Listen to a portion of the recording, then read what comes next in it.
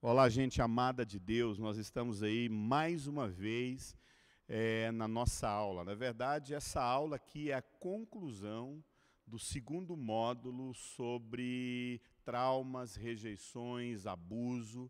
E agora nós vamos trabalhar princípios que vão aí nos ajudar, nos nortear. Você que tem buscado restauração, você que tem buscado ferramentas para ajudar outras pessoas no processo de restauração, no processo de cura, eu quero apresentar nessa aula princípios para a restauração, princípios que vão ajudar você no processo de restauração, e não só no processo de restauração, mas você ajudar outras pessoas que estão precisando viver processo de restauração na sua vida. A aula, como eu já disse, o objetivo dela é te dar ferramentas e nós vamos trabalhar vários princípios.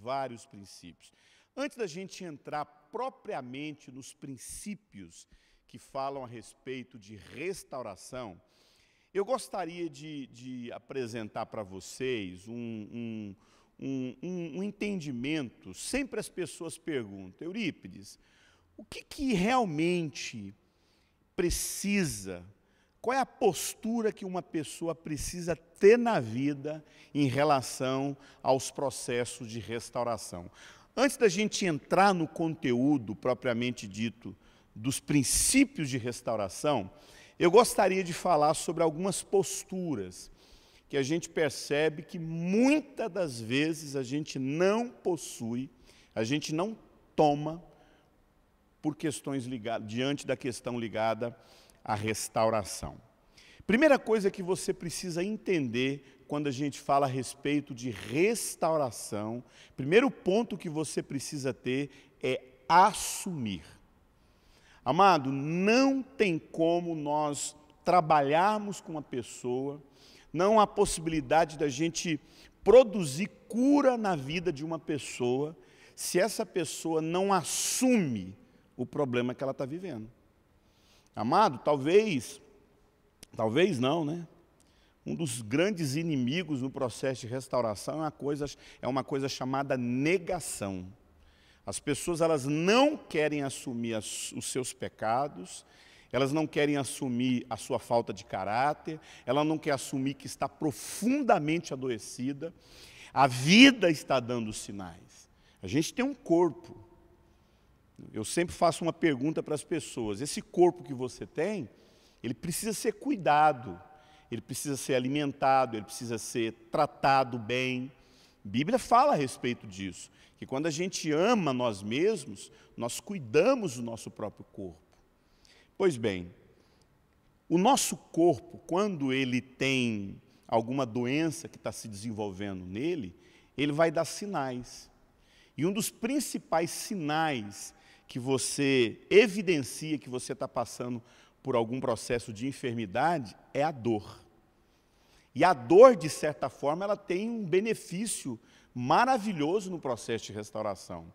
Então, a pergunta que eu sempre faço para as pessoas é o seguinte: quem gostaria de ficar um ano sem sentir nenhuma dor no seu corpo? Imagine você passar um ano sem você ter dor de cabeça, sem você ter nenhuma dor. É como se cortasse o nervo do seu cérebro, que produz dor no seu corpo, e você não possuir nenhuma dor mais no seu corpo. Sabe o que aconteceria com você? Com certeza, é muito difícil você chegar vivo até o final do ano. Você sabe por quê? Porque a dor, de certa forma, ela nos protege. Se você estiver andando num lugar onde o sol é muito quente, e você estiver andando assim num solo, num piso muito quente, ou até mesmo você colocar o seu braço em cima de um capô de um carro, e ali aquele metal está pegando fogo, está quente, se você não sentir dor, você vai ter sérios problemas de queimadura. Às vezes você está fazendo comida e de repente a sua mão está ali em cima de uma chama. Se você não sentir um calor imediato, você vai ficar com a mão ali, sua mão vai fritar. e você vai ter muitos problemas. Para quem não sabe, a hanseníase é justamente um problema no sistema nervoso central. A pessoa perde a sensibilidade do corpo dela e aí ela começa a ter muitas feridas. Então significa que a dor ela cumpre um papel importante no processo de cura. Você jamais saberia que você tem uma enfermidade, algum problema com você, se você não sentisse uma dor. Quantos cânceres, quantos tumores são detectados por conta de um desconforto, por conta de uma dor? Presta atenção. Muitas das vezes a nossa casa está dando sinais de dores. A nossa esposa está dando sinal de dores. Os nossos filhos estão mostrando sinais de que existe uma coisa errada dentro de casa. E muitas vezes a gente não quer ler esses sinais. E um dos pontos que as pessoas sempre recorrem para não encarar a enfermidade, não encarar as dores que estão dando sinais na família, é a negação. Você não está tudo bem. Muitas vezes as pessoas chegam até chamar fé. Na verdade, as pessoas começam até a dar o nome de fé àquilo que na verdade é uma negação. Não, eu tenho fé, não está acontecendo nada, em nome de Jesus não tem praga nenhuma chegará à minha tenda, em nome de Jesus não tem problema nenhum na minha casa, e a casa está dando sinais. Sua família está dando sinais de que está todo mundo doente. Sua esposa está dando sinais, seus filhos estão dando sinais. E muitas vezes a gente não consegue entrar num processo de restauração justamente por não dar esse pontapé inicial, que é falar, olha, eu assumo que meu casamento está em crise, eu assumo que a minha vida espiritual é uma mentira, eu assumo que eu preciso ser transformado, eu tenho problema sério nessa área, naquela outra área. Querido, não assumir é um dos grandes problemas que a gente enfrenta no aconselhamento. E aquilo que eu falei da negação, né? Eu estou me limitando aqui e não me aprofundar mais nessa questão de assumir, porque a gente vai trabalhar um outro princípio bem parecido com esse. Segunda coisa que as pessoas precisam tomar postura na vida em relação à sua cura é buscar ajuda. Quando a gente fala a respeito do segundo ponto, primeiro ponto é aquilo que você já viu aí no seu vídeo, assumir. Segundo ponto, buscar ajuda. Você precisa buscar ajuda daquilo que leva você a estar diante de um processo de restauração. Assumir, não só assumir, você tem que buscar ajuda. E talvez, amado, quando a gente fala de buscar ajuda, fala de humildade, né? Fala de humildade. E a estrutura de orgulho é um dos grandes inimigos para que as pessoas não busquem ajuda. Você assumiu? Busque ajuda. Detalhe, buscar ajuda com a pessoa certa. Você está vivendo um problema de pornografia, você está vivendo um problema de vício, você está vivendo um problema de imoralidade sexual, você está vivendo um problema de adultério. Você vai se abrir justamente com quem tem problema com adultério? Você tem problema de pornografia, você vai buscar ajuda justamente com alguém que também tem problema de pornografia? Amado, no final vocês vão estar vendo pornografia juntos. Então, quando a gente fala de buscar ajuda, é buscar ajuda com a pessoa certa. Eu, particularmente, pelo fato da gente trabalhar com aconselhamento, a gente lida muito com isso.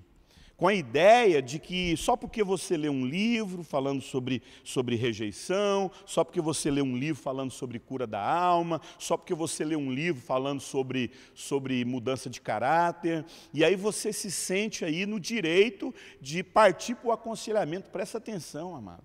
Aconselhar uma pessoa, ajudar uma pessoa numa crise que ela está vivendo, sem você ter uma experiência, sem você entender se aquilo que você vai lidar na vida da pessoa, você vai saber lidar com aquilo.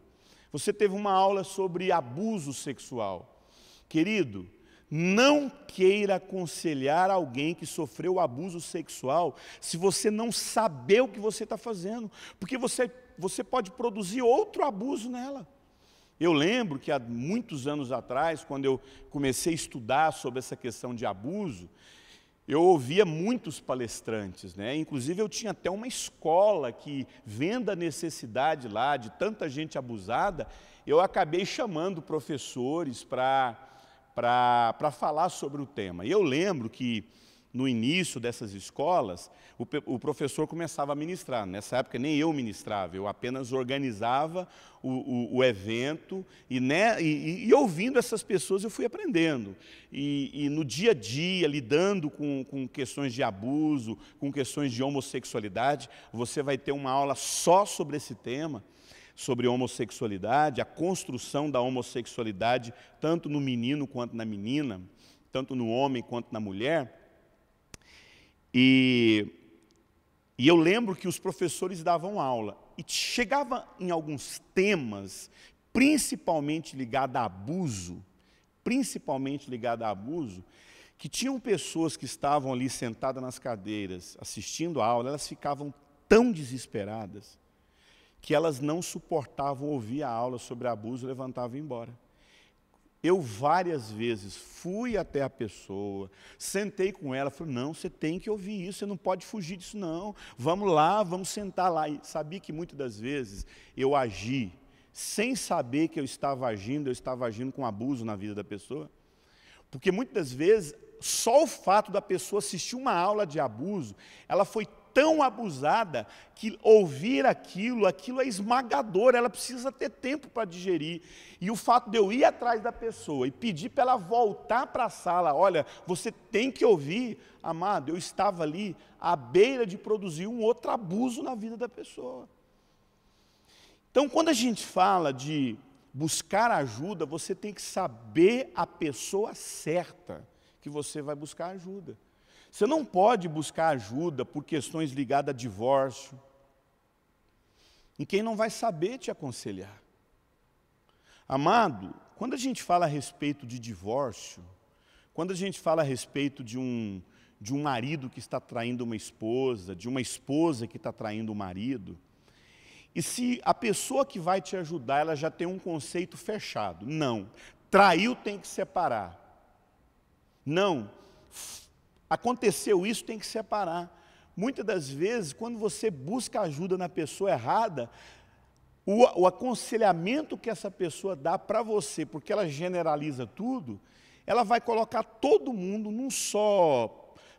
como se diz, né, num só balaio, num só patamar, e sentenciar todo mundo.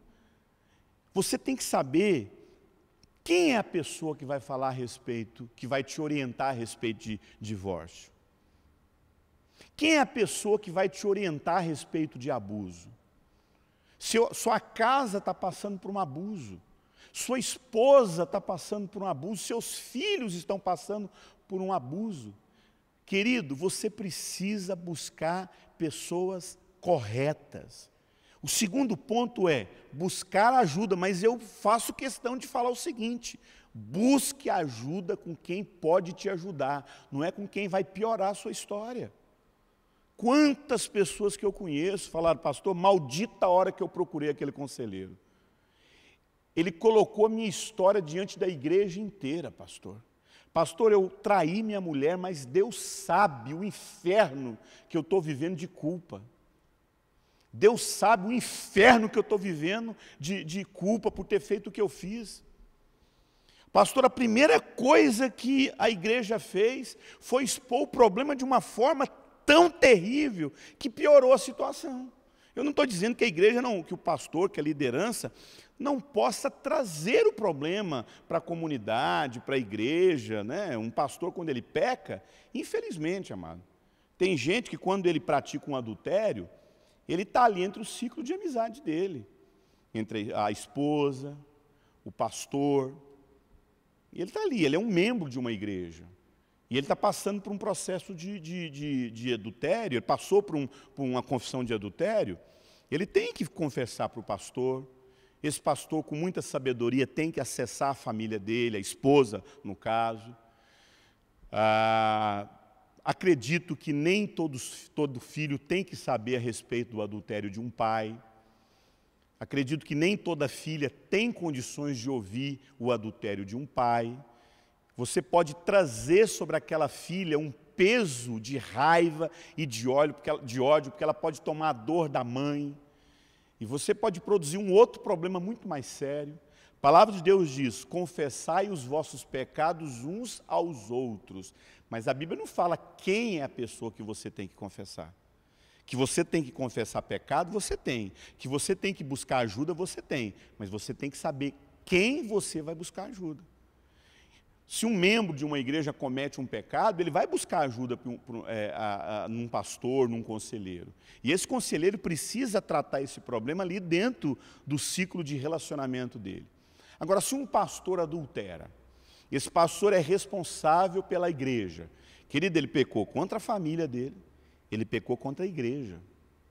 Então, eu acredito que essa confissão, com muita sabedoria, com um grupo mais fechado, com a liderança dele, você não pode abrir um problema desse numa membresia de igreja. Tem pessoas fracas na fé, tem pessoas que vão se escandalizar e enfraquecer. A Bíblia fala sobre isso, para a gente não ser tropeço na vida do fraco na fé.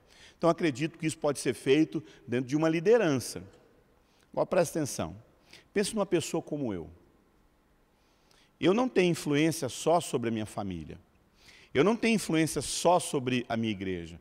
Eu tenho influência sobre o Brasil. Então, o meu campo de confissão, caso eu caísse, seria para a minha família, para a minha igreja e para vários líderes do Brasil. Por quê? Porque esses líderes me chamam para pregar na sua igreja. Como é que uma pessoa vai me chamar para pregar na igreja dele sem ter conhecimento de algum erro que eu tenha cometido na vida? Então, eu acredito que nós temos que assumir, nós temos que buscar ajuda da forma certa em pessoas que vão saber lidar. Mas o terceiro ponto, na verdade, eu até errei ali está errado na projeção. Lá eu falo o primeiro ponto que é assumir, segundo ponto que é buscar ajuda, terceiro ponto que é fugir da aparência do mal. Ali na projeção na projeção tá 4, mas ali é o 3. Primeiro assumir, segundo buscar ajuda. Agora que eu fui ver aqui, mas como está sendo gravado, conserte isso aí, por favor. O ponto que eu estou falando terceiro ponto, fugir da aparência do mal. Olha aqui para mim. É aí que o pessoal erra. Você sabia, querido, que é justamente nesse ponto, fugir da aparência do mal, que acontecem os problemas? Porque, na verdade, é o seguinte, tem gente que assume, tem gente que até busca ajuda, tem muita gente que assume, tem muita gente que busca ajuda, mas o problema é a quantidade de pessoas que não fogem da aparência do mal. Querido, é nesse momento aqui que muita gente cai, não consegue cumprir o processo de restauração na vida dele, porque não foge da aparência do mal.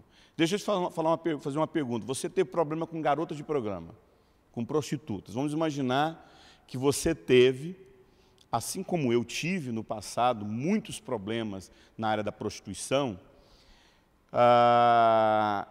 Você acha que uma pessoa que sai da casa dele, entra no carro e vai lá no local onde ficam garotas de programas, como como como é que fala? Política da boa vizinhança? Não, o ecológico, não, esqueci o nome. Quando você está querendo ser, hoje tem muito isso, Isso, obrigado, o politicamente correto. Quando você quer ser politicamente correto, fala que é a profissional do sexo, né? Então, como os politicamente corretos falam, a profissional do sexo. Você sai da sua, mas é prostituta, como a Bíblia fala. Você sai da sua casa e você vai lá numa prostituta. Isso é aparência do mal ou isso é ir na direção do mal? Isso é ir na direção do mal, isso não é aparência do mal. Alguém que sai da sua casa e vai lá no centro de prostituição, ele está indo na direção do mal. Você que tem problema de dependência química, você ir lá na boca e encontrar com aquele traficante que você conhece, isso é ir à aparência do mal ou é fugir da aparência do mal? Isso é a aparência do mal. O que é a aparência do mal? Vamos pensar em alguém que teve problema com prostituição, com mulher, com adultério. A aparência do mal é, imagine eu pregando numa igreja, terminou o culto 10 horas, geralmente os meus seminários terminam nessa hora, 10 horas da noite, e aí uma irmã me chama e fala assim, pastor, eu estou passando por um problema sério, eu sei que o senhor está indo embora para o hotel, eu moro lá perto do hotel onde onde o pastor está hospedado. Eu sei que o irmão fulano de tal vai te levar lá no hotel.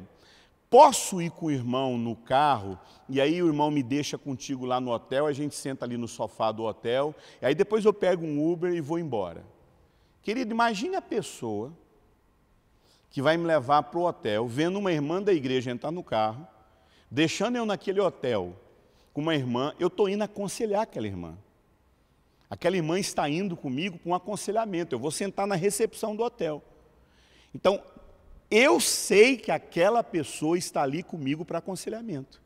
Mas quem está de fora, aquilo tem aparência de quê, amado? Aquilo tem aparência de adultério. E muitas das vezes, eu como pastor, eu não sei como é que essa mulher é, eu como palestrante. Às vezes o grande fetiche na vida daquela mulher pode ser o fato dela querer transar, ter uma relação sexual com o pregador que está naquele final de semana na igreja dela. E talvez naquele momento que a gente sentar ali para conversar na recepção do hotel, ela vai ser tomada por uma sensualidade que, sinceramente, o cara tem que pensar 2 vezes para ele não entrar num terreno de risco que é cair com essa pessoa. A aparência do mal, amado, é aquilo que você tem que fugir, que na sua maneira de enxergar não tem nenhum problema. Tem sim, meu irmão. Eu não sei qual área você tem que lutar. Eu não sei qual área você tem que realmente assim vigiar na sua vida. Sinceramente, amado, na maioria dos casos, é na aparência do mal que a gente interrompe o processo de restauração. Tinha um irmão que eu acompanhei ele durante muitos anos, discipulando ele. E ele tinha uma mania assim, de todas as vezes quando ele estava bem, ele tinha que testar se ele estava bem. Então ele tinha muito problema na área da prostituição, ele tinha muito problema na área da dependência química. Ele falava o seguinte, um dia chegou para mim, sabe qual é o meu problema, Eurípides? Quando eu sei que eu estou bem, eu quero dar uma andada no centro de Curitiba para ver se eu vou cair. Mas é óbvio que cai, gente. Querido, eu tenho um compromisso. Eu não fico mais de um final de semana viajando longe da minha família. Se eu chego numa igreja para ministrar, eu ministro sexta, sábado e domingo. E se um outro pastor fala assim, ô pastor, emenda aqui, para você estar comigo no outro final de semana, fica aqui na cidade. Não, querido, eu tenho que voltar para a minha casa. E posso falar uma coisa? Voltar para minha casa não é só o fato de eu ter que dar assistência para minha esposa, não é só o fato de eu não ficar distante do crescimento das minhas filhas, ser presente dentro de casa. Não, amado, isso também é um limite para mim. Eu sei dos meus limites, eu sei até onde eu posso ir. E muitas das vezes as pessoas estão brincando justamente com aquilo que não se brinca. Carne não converte. Você já aprendeu isso aqui comigo em uma das minhas aulas. Carne não converte, carne é carne, meu irmão. E eu, particularmente, sou muito consciente disso. Tem coisa que eu sei, que mesmo que eu tenha uma experiência muito genuína com Deus, mesmo que espiritualmente eu esteja pronto, mas a Bíblia fala que você pode estar pronto espiritualmente, mas o que é fraco? A carne, meu irmão. Na verdade, a carne não é nem fraca, né? Ela é muito forte. Quarta postura que você precisa ter no processo de restauração é prestação de conta. Prestação de conta. Lembrando que aí é o quarto ponto, que na verdade está errado lá. Eu coloquei o terceiro ponto como quarto, mas é primeiro assumir, segundo buscar ajuda, terceiro fugir da aparência do mal e quarto ponto, prestação de contas. Olha aqui para mim. Quem vive processo de restauração não tem como fazer isso sozinho. Ninguém vence pecado sexual sozinho. Ninguém vive vícios sozinhos. Ninguém vive processo de restauração de casamento por conta de adultério ou pecados sexuais sozinho.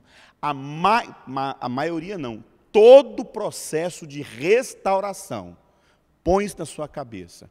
Todo processo de restauração, você precisa ser acompanhado por alguém.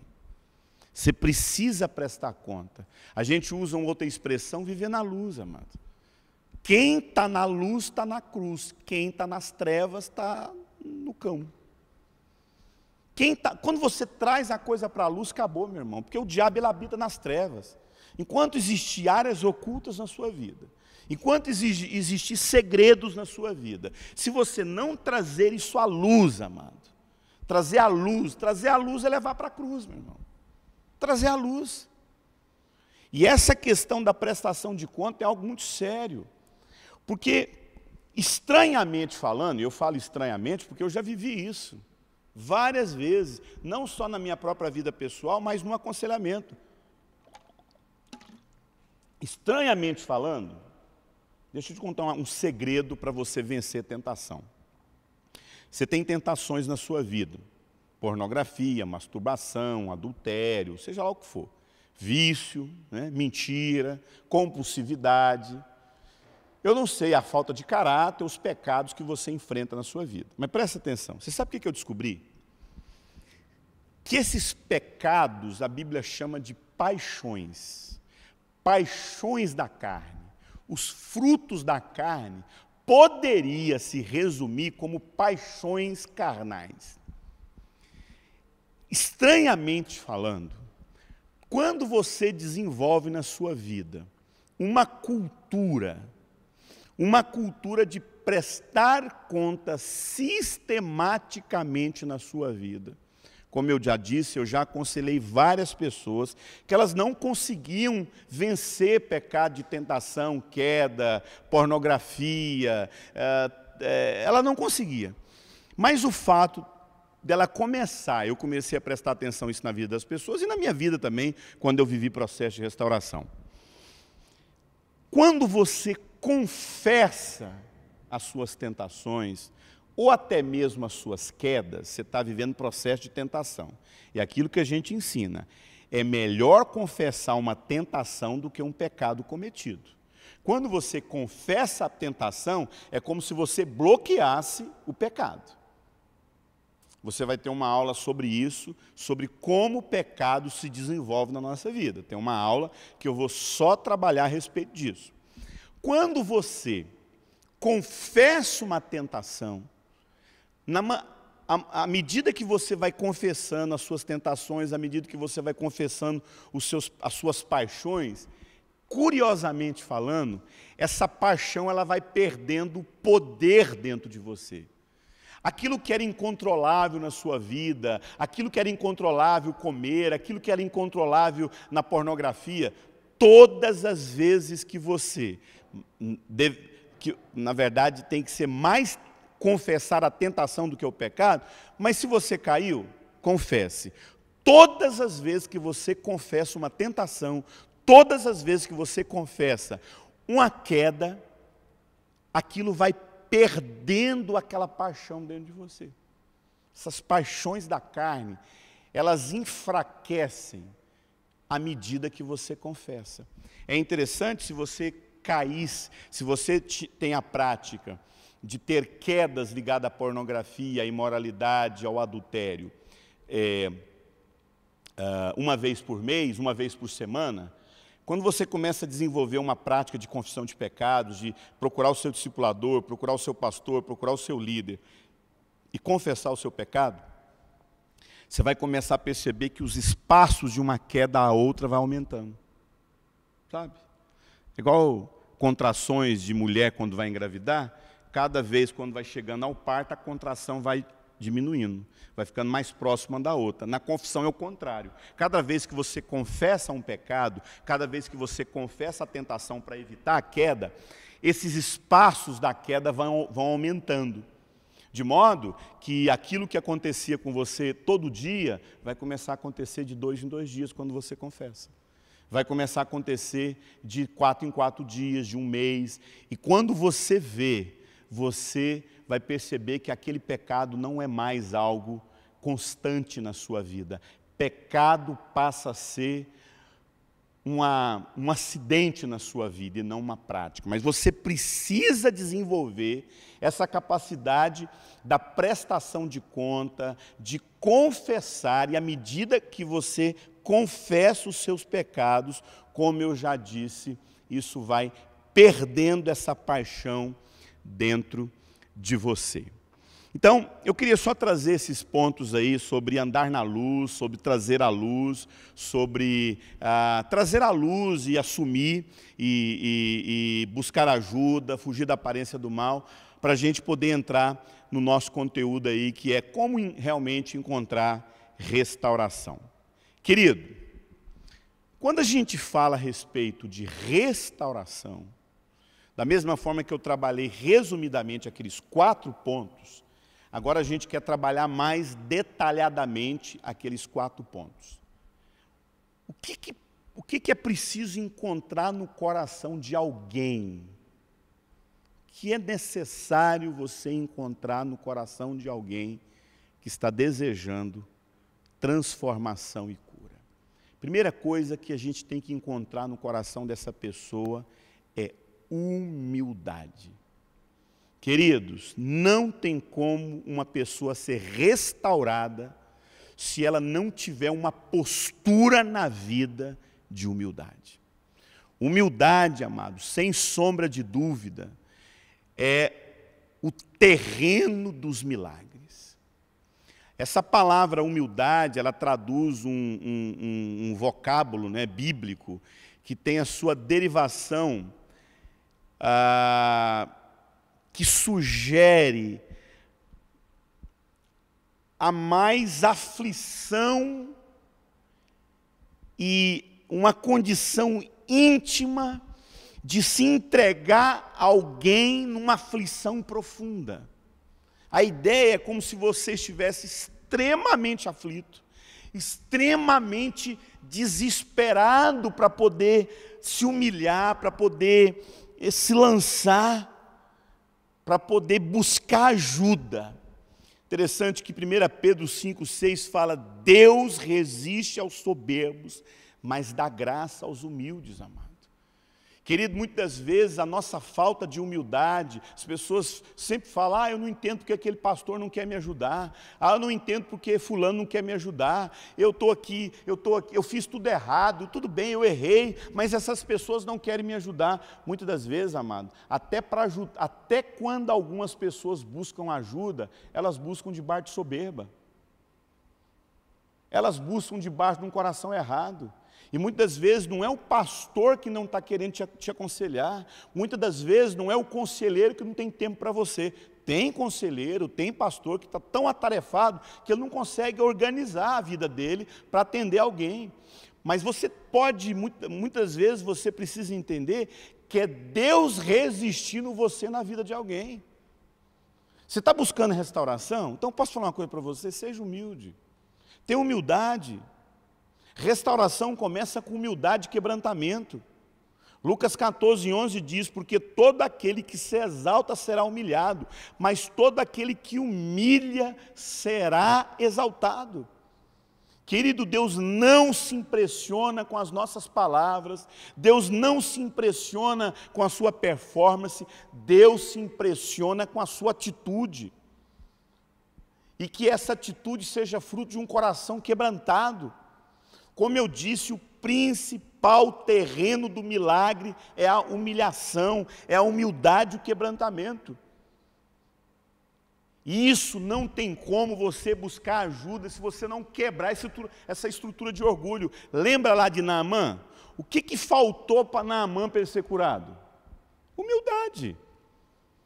Naamã chega lá, pedindo um milagre para o profeta.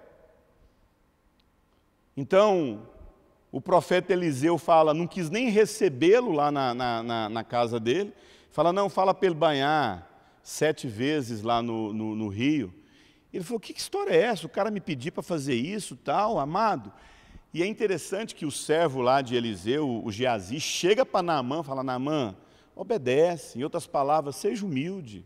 Seja humilde. A palavra de Deus diz, na hora que Naamã se humilhou, tirou a sua armadura, a armadura fala de estrutura de orgulho, ficou nu, expôs a sua vergonha, porque quando ele tirou a armadura, todo o exército dele, todos os subordinados dele, viu a vergonha dele, viu, porque o texto fala, Naamã era um general de guerra, Naamã era um soldado, Naamã era um líder, porém leproso. Você pode ser a pessoa mais expressiva, sabe, ter uma posição de liderança, e muitas vezes isso é o grande problema no processo de restauração, falta de humildade. Quando Naamã tirou aquela casca, tirou aquela estrutura de orgulho na vida dele, querido, o milagre aconteceu na vida dele. Não tem como nós começarmos um processo de restauração se você não for humilde. Eu conheço um monte de gente que até para pedir ajuda é soberba. Até para pedir ajuda está colocando todo mundo na parede, exigindo que resolva a vida dela. E, amado, vou falar uma coisa para você. Eu sou conselheiro. E muitas das vezes eu resisti à pessoa em não atender ela por conta da estrutura de orgulho dela. Você já viu como é que é casal? O casal está vivendo crise no casamento. Aí chegam os dois, não para buscar ajuda, mas para jogar, para vomitar lá no gabinete pastoral, lá no aconselhamento, o ódio e a raiva que eles têm um do outro. Eles não estão buscando ajuda, eles estão ali usando aquele momento para poder expor seu ódio, a sua raiva. Amado, a gente pode até fazer isso, mas olha, quer dizer que eu odeio, mas Deus tem misericórdia da minha vida. E quantas vezes a gente escuta, ó pastor, vou falar uma coisa para você, não dá para viver com essa pessoa, ou ela muda ou eu separo dela. Então, quando a gente fala dessa transformação, querido, nós estamos falando aí de uma postura de humildade. Segunda postura que você precisa ter em relação ao processo de restauração na sua vida é que restauração começa com uma decisão pessoal na sua vida. Irmãos, falar a respeito de uma decisão pessoal na sua vida é entender que a sua restauração parece uma redundância, né? A sua restauração só começa quando você deseja ser restaurado. Não tem como, você tem que querer. Você tem que querer. Uma coisa que a gente fala, essa decisão de ser curado, a gente fala muito para os conselheiros, é que o desejo de ser curado tem que ser mais daquele que precisa do que daquele que está curando. O desejo de ser transformado tem que ser mais daquele que está ali numa condição de humildade do que eu como conselheiro. Querido, eu como seu conselheiro, eu não posso desejar a sua cura mais do que você. Eu não posso desejar a sua transformação mais do que você. É você que precisa desejar, ir atrás e buscar. Quantas vezes, pedagogicamente, eu falei para a pessoa vir até mim, olha, você teria como vir na minha casa? Você teria como ir para tal lugar? Querido, vou falar uma coisa para você, por que muitas das vezes Deus fala assim com alguém na Bíblia? Saia da tua casa, como foi com Abraão, da casa do teu pai e vai para o lugar aonde eu vou te mostrar. Interessante que quando Deus fala com Abraão, Deus não faz a promessa para Abraão lá em Ur dos Caldeus. Deus não faz a promessa para Abraão quando ele estava naquele lugar, na casa dele. Ele fala, sai para fora. Querido, sair para fora fala de vencer a nossa estrutura de orgulho, ser humilde. Sair para fora fala de vontade. Trabalhar com a vontade da pessoa é algo que você, como conselheiro, não pode negociar. E muitas vezes a gente, como conselheiro, quer atropelar isso, a gente quer ter mais vontade do que a pessoa. Isso não é assim que funciona. E a Bíblia fala que quando Abraão saiu da casa dele e foi até o local aonde Deus havia falado, lá naquele lugar que Deus falou com ele. Mas Deus poderia ter falado com Abraão lá na tenda. Por que Deus falou com Abraão só quando ele saiu? Você sabe por quê? Porque antes de Deus produzir um milagre na sua vida, Ele tem que olhar dentro do seu coração o desejo de ser transformado. Quantas vezes Jesus faz isso? Quando aquele homem estava lá naquele alpendres, há 38 anos, ele estava mais tempo do que a própria idade de Jesus. Antes de Jesus nascer, ele já estava lá. Ora, amados, se ele estava lá há 38 anos, aquele homem devia ter pelo menos mais de 50 anos, né? Porque não chegou criança naquele lugar lá. E a Bíblia fala que Jesus chegou para ele e fez uma pergunta, para ele e para várias pessoas: queres ser curado? Você tem desejo de ser transformado? Querida, essa palavra, só essa pergunta de Jesus, ela tem um peso de transformação, de princípios de cura maravilhoso. Você deseja ser transformado? Porque muitas das vezes, amado, a postura que você tem mostrado na sua vida mostra que você não quer cura. A sua falta de desejar a cura já está mostrando que você não quer. E aquele homem, quando Jesus chega para ele e fala, você deseja ser curado? A primeira coisa que sai na boca dele não é, sim, Senhor, eu quero. Ele fala assim, eu estou aqui há 38 anos. E todas as vezes que eu vou, que um anjo desce, e as pessoas que estão em minha volta aqui, alguém entra na minha frente, é o tanque de Betesda, né? Alguém entra na minha frente, pula na minha frente, toma o meu lugar e é curado antes de mim. Querido, Jesus não perguntou para aquele homem o que está acontecendo com ele. Jesus perguntou para aquele homem se ele queria ser curado. A primeira coisa que ele fez foi justificar por que ele estava daquele jeito. A primeira coisa que ele fez foi colocar a culpa em alguém. A primeira coisa que ele fez foi jogar nas costas de alguém por que ele não era curado. Então presta atenção, amado. Quando a gente fala de restauração, você precisa entender que a postura tem que ser sua. Ah, mas a minha mulher que não me ajuda. É você que tem que tomar uma postura diante de Deus. Ah, mas ninguém me ajuda nessa igreja. Posso falar uma coisa para você, querido? Existem dezenas de lugares nesse Brasil, dezenas não, centenas de lugares nesse Brasil, que você pode parando de ficar inventando desculpas de que sua igreja não trabalha com libertação, que a sua igreja não trabalha com cura interior, que a sua igreja não trabalha com saúde emocional, que a sua... Mas tem dezenas, tem lá em BH, lá com a Moriá, lá com a pastora Ivonete, lá da Lagoinha, tem Almirante Tamandaré, que é a base onde eu faço parte lá, dezenas de escolas, querido, nós temos um monte de escolas de restauração no Brasil.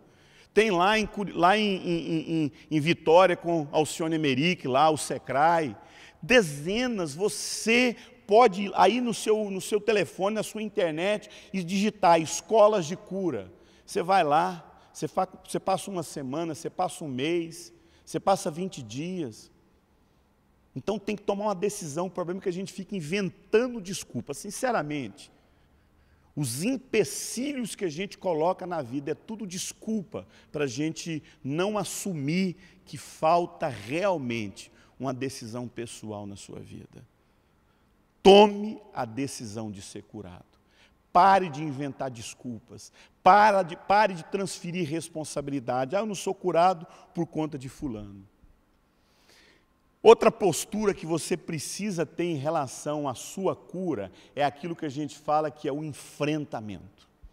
Querido, falar de restauração é falar de um ponto muito difícil na vida das pessoas, que é o enfrentamento. A maioria, presta atenção, a maioria dos problemas que você vive, dos traumas que você vive, das rejeições que você vive, das dores que você vive, você carrega isso dentro da sua alma e você continua sempre carregando isso dentro de você, principalmente pelo fato de você não enfrentar o que tem que ser enfrentado. Querido, pecado, rejeição, traumas, não se resolve no silêncio.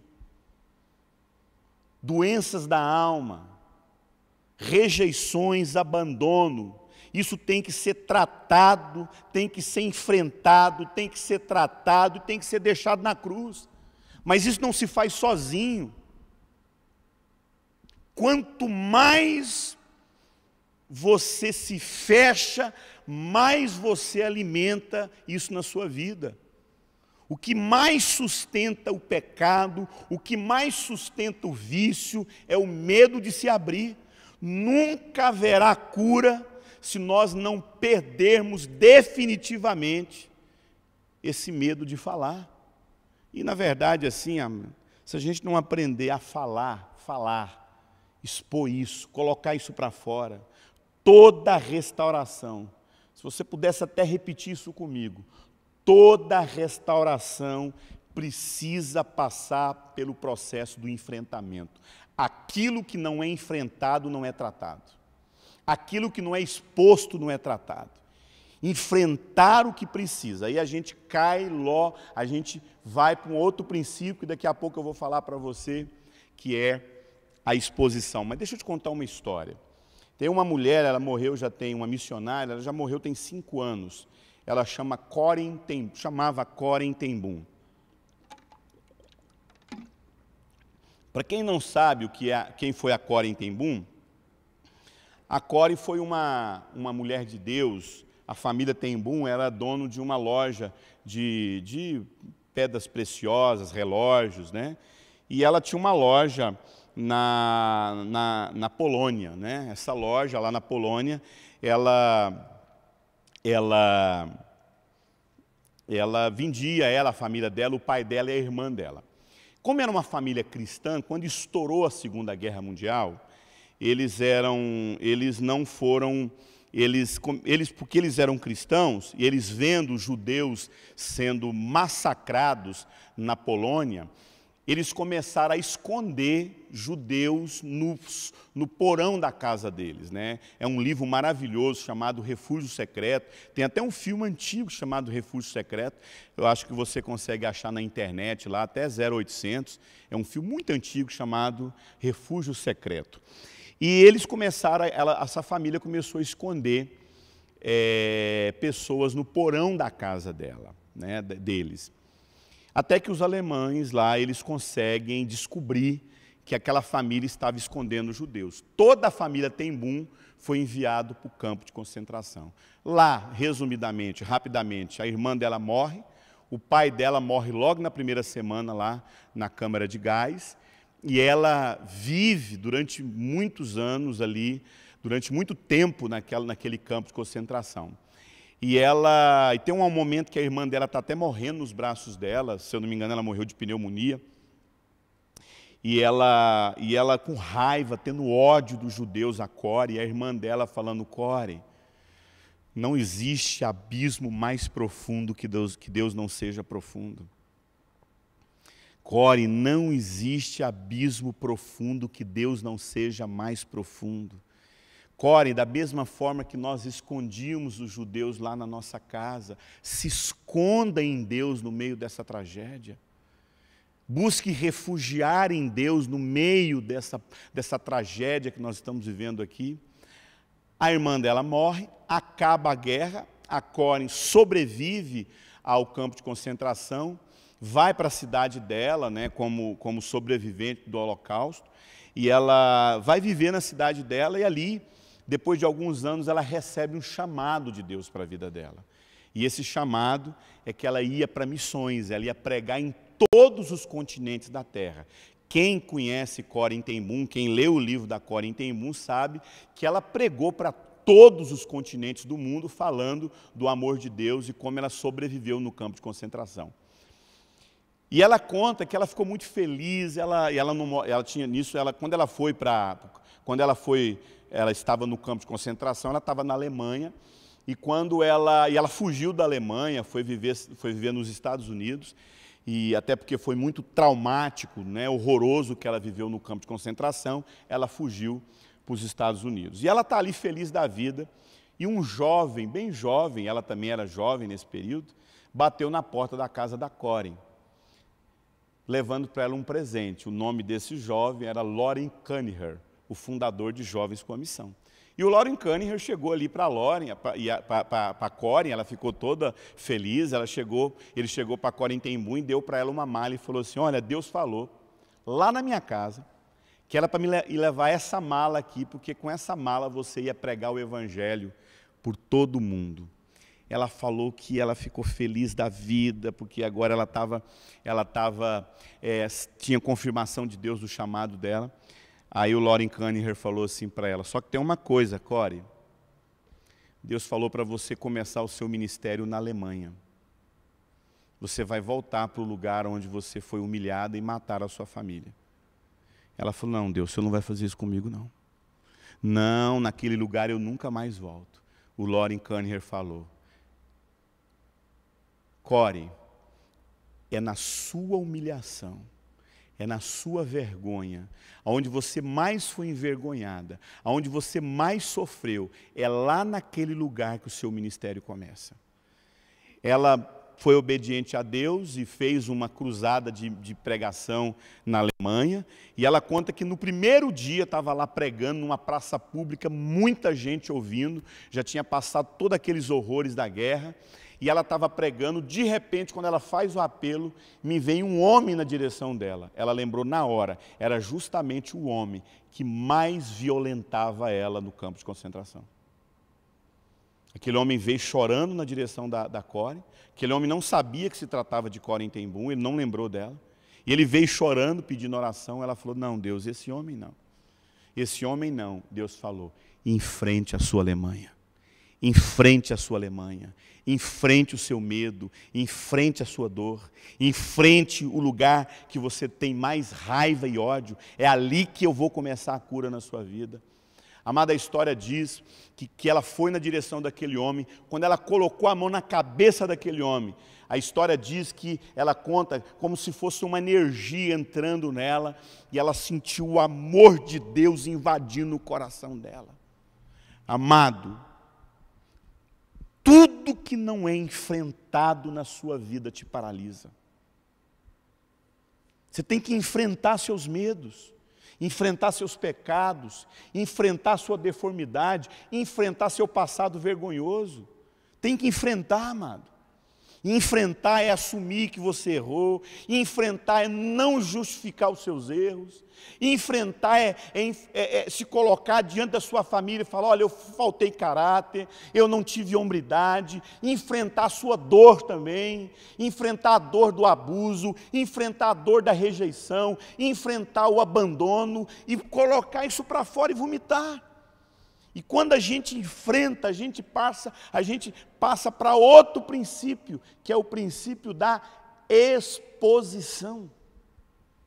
Querido, esse princípio aí que eu menciono agora, a gente falou do enfrentamento agora, presta atenção, a exposição é o próximo passo que você precisa enfrentar no seu processo de restauração na sua vida.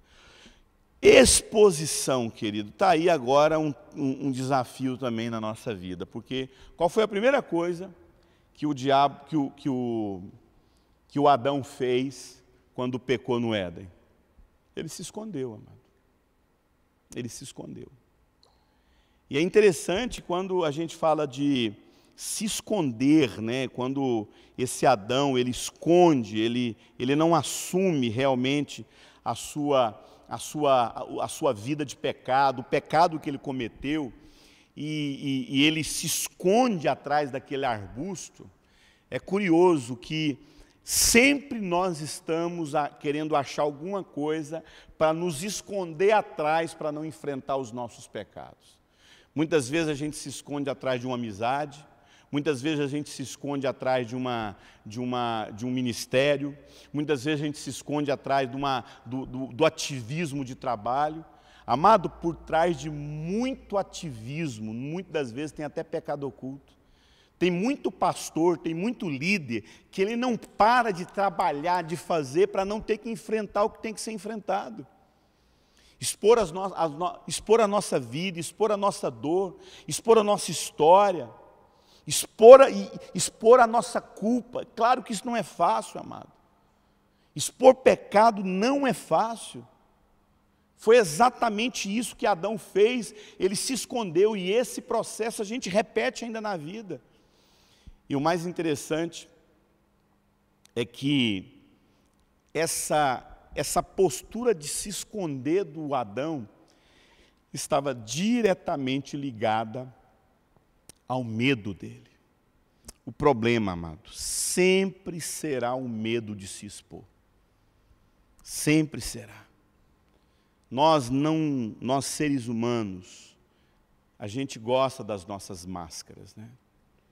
A gente gosta de nos esconder de atrás de alguma coisa. E, sinceramente, onde não existe transparência, aquilo que eu falei lá no quarto ponto, viver na luz, onde não existe transparência, não existe liberdade. Onde não há transparência, não há liberdade. Se não existir transparência, não vai existir liberdade. Restauração é um processo de crescer em transparência. Quanto mais você cresce em transparência, quanto mais você expõe a sua vida, quanto mais a transparência, maior é a exposição. Desculpe, quanto mais a exposição, maior a restauração. É interessante, à medida que Jesus vai indo para a cruz, ele vai arrancando a sua roupa. Quando Jesus vai para a cruz, amado, ele está completamente nu. Aquele paninho que a gente vê lá nos crucifixos católicos, aquilo ali é mais um tratado de educação, de ética. Mas Jesus não ficou daquele paninho nele. Jesus ficou nu. Presta atenção. Se Jesus Cristo tratou o pecado da humanidade expondo a nudez dele, posso falar uma coisa para você, comigo e com você não vai ser diferente. Se a gente não expor as áreas de vergonha da nossa vida, nós nunca seremos tratados. Se a gente não expor as nossas fraquezas, igual eu falei para você aqui, por que eu não viajo sozinho? Por que eu não fico muito tempo fora de casa? Porque eu sei da minha fraqueza. Eu sei da minha fraqueza. Amada, a sua casa é um lugar de segurança que você se sente. Quando você vai lá para fora, você fica exposto. Você enfrenta nesses hotéis, as pessoas vivem falando assim, eu queria tanto pregar, eu queria tanto ter essa agenda pelo Brasil, amado. Eu sei o que eu passo em hotel. Se eu não tiver resolvido, amado, se eu não tiver resolvido, eu não vou dar conta de lidar com nenhum dia. Mas ao mesmo tempo que eu falo que isso tem que ser algo muito resolvido dentro de você, eu também exponho, você sempre vê isso, que eu exponho as minhas dores, eu exponho que realmente nós somos fracos, e que a gente precisa saber até onde podemos ir no nosso limite. Querido, fortalezas demoníacas, o diabo, essas fortalezas, o que o diabo arma em você, as fortalezas que a Bíblia fala que são construídas na sua mente, elas existem por ausência de transparência. Quanto mais transparente você mais forte espiritualmente você fica e as fortalezas da mente vão sendo destruídas. Enfrentamento significa se expor, colocar para fora, abrir o seu coração. E como é que isso funciona? Eurípides, como é que funciona então isso? Falando. Falando, falando, falando, falando. As pessoas sempre perguntam para mim, Eurípides, qual é o grande segredo para a restauração, para a cura? De tudo que eu falei aqui para você, humildade, enfrentamento, tudo isso. Qual é o principal ponto de todos que produz cura no ser humano? Falar. Querido, se você não abrir a sua boca para alguém que saiba te ouvir, expor a sua dor, expor a sua raiva, expor o seu pecado, a cura não brotará.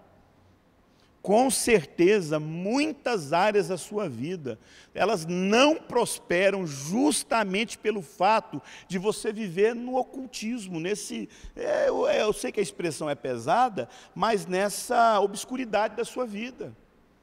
Ninguém acessa a sua intimidade, ninguém sabe dos pecados que você vive na sua alma, sua esposa não sabe, sua liderança não sabe. Querido, existem segredos no nosso casamento que a gente não se abre. Existem segredos na nossa sexualidade que a gente não abre. Existem segredos na nossa finança, na nossa liderança. E quanto mais esses segredos existem, mais as fortalezas espirituais se tornam mais fortes. Interessante que o Salmo 32:5 fala: eu reconheci diante de ti o meu pecado e não encobri as minhas culpas. Olha só Salmo 32:5. Salmo 32:5. Eu reconheci diante de ti o meu pecado e não encobri as minhas culpas. Eu disse: confessarei as minhas transgressões ao Senhor, e tu me perdoastes a culpa do meu pecado. E aí, amado, a gente caminha naquilo que eu falo, que seria aí com certeza o ponto culminante do processo de restauração na vida de alguém, que é o arrependimento. Querido, esse próximo ponto aí que eu quero trabalhar com você, onde fala sobre arrependimento, é o ponto central. Sem arrependimento, não há possibilidade de conclusão de restauração. Mateus 5:4 fala o seguinte: bem-aventurado, outra tradução fala felizes, os que choram, porque eles serão consolados. Sabia que essa palavra, felizes os que choram, no original essa palavra chorar é a mesma expressão usada quando Jacó chorou pelo seu filho José, quando chegou a falsa notícia que ele tinha sido morto, dilacerado por bestas feras, quando os seus irmãos chegaram até ele falando que ele foi morto. A expressão ali no hebraico que traduz o choro de de Jacó, é a mesma expressão que diz aqui, felizes os que choram. É uma dor tão profunda, é um choro tão profundo, que se compara ao choro de um pai que perdeu o próprio filho. Só que, curiosamente falando, quando Mateus usou essa palavra chorar, o texto no grego significa também chorar de arrependimento. Chorar de arrependimento. Na mesma dor que a perda de um filho. Quando a palavra de Deus diz felizes os que choram, o texto está dizendo esse choro de arrependimento, esse choro de quebrantamento, esse choro da tristeza, como diz em 2 Coríntios 7:9, a tristeza segundo Deus produz o quê? Arrependimento. Olha aqui para mim, querido, não há possibilidade de alguém dizer que está vivendo arrependimento se ele não está triste, amado. Triste.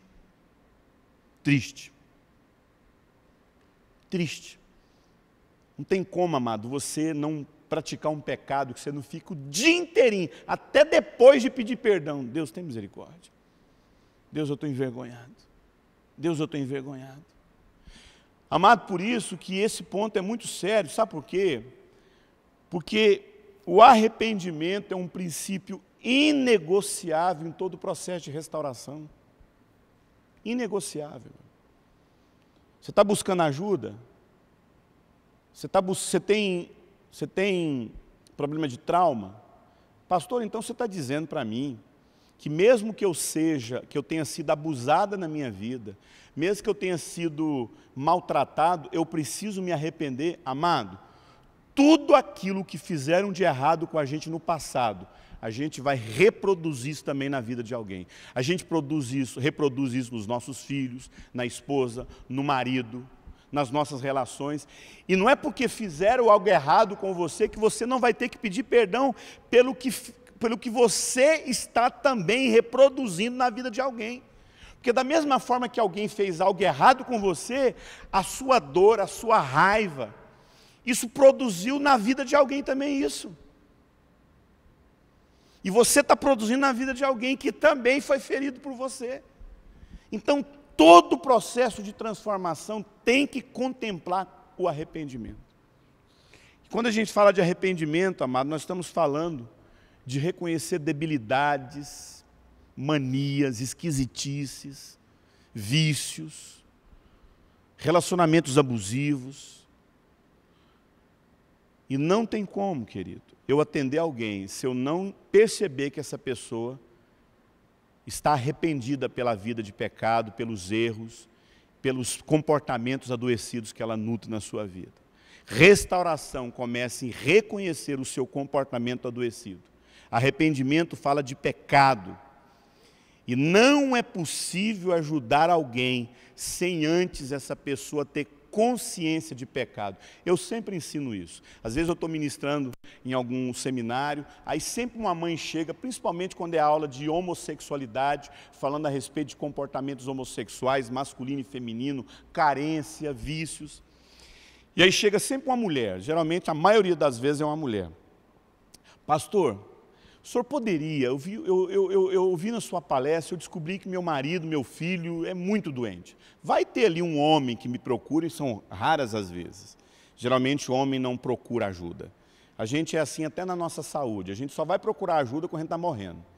Mulher procura ajuda toda hora. Homem só vai procurar ajuda quando a mulher já está abandonando. Ele não procura ajuda quando o casamento está em crise. Ele procura ajuda quando a mulher sai de casa. Quando a mulher sai de casa, o cara começa a entrar em pânico.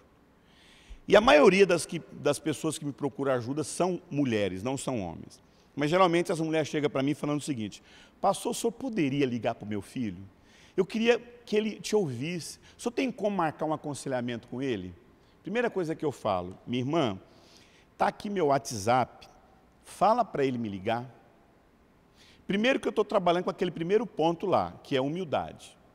Depois eu estou trabalhando com aquele segundo ponto, que é buscar ajuda. Buscar ajuda. Ele precisa ir na direção. Ele precisa ir, ele precisa assumir. E para assumir tem que crer que está errado. E muitas vezes a pessoa ela não está indo porque ela quer. Ela está indo porque a mãe mandou, porque o marido mandou. E geralmente eu falo, está aqui meu telefone, fala para ele entrar em contato comigo. Quando uma pessoa entra em contato comigo, o pessoal vai descobrir esse segredo meu. Na maioria das vezes eu não atendo na primeira vez. Como eu tenho muita atividade, eu não estou mentindo, eu tenho muita coisa. Eu tenho coisa para fazer todo dia. Eu costumo falar que desde o momento que eu me converti a Jesus Cristo, não teve um único dia que eu não sabia que eu tinha que fazer alguma coisa. Nunca vivi na minha vida, mesmo nessa pandemia, você que está vendo esse vídeo, nós estamos no ano de 2020. E no ano de 2020, a gente está vivendo, no ano de 2020, uma pandemia no planeta Terra. E a gente está dentro de casa. Eu, particularmente, nesse tempo de pandemia, eu não fiquei um único dia que eu não tivesse alguma coisa para fazer. É um livro que eu tenho que escrever, é um estudo que eu tenho que elaborar, é uma série de mensagens que eu tenho que elaborar. Minha cabeça funciona assim, meu irmão. Eu sou um cara que eu não consigo imaginar na minha vida um único dia que eu não tivesse uma atividade para fazer.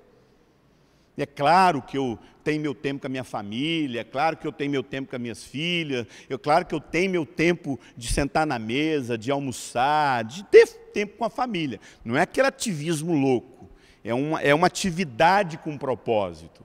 Eu não fico ocioso sem saber o que fazer na vida. Pois bem, Quando a gente fala a respeito de pessoas que não tomam uma postura, elas não entendem que elas precisam ter uma postura radical de buscar ajuda. E muitas das vezes, quando a pessoa me liga, eu falo, olha, você poderia ver semana que vem esse atendimento? Na maioria das vezes, eu faço isso. Sabe por quê, querido? Porque essa semana está muito cheia, e toda semana a minha semana está cheia. Mas se eu quisesse, eu dava um jeito ali de atender a pessoa, mas eu faço isso. Em muitos casos eu fiz isso, nem todos, porque em alguns casos eu já conheço a pessoa. Eu estou testando nela a perseverança na vida dela. Se ela realmente quer cura. Ô pastor, mas beleza pastor, mas não, eu percebo que a pessoa está exigindo de mim. Pastor, mas não teria o tempo, não teria. Quando a pessoa fala assim, não, então tá pastor, obrigado. Primeiro, muitas vezes é falta de humildade. Outra vez é falta de interesse, falta de vontade.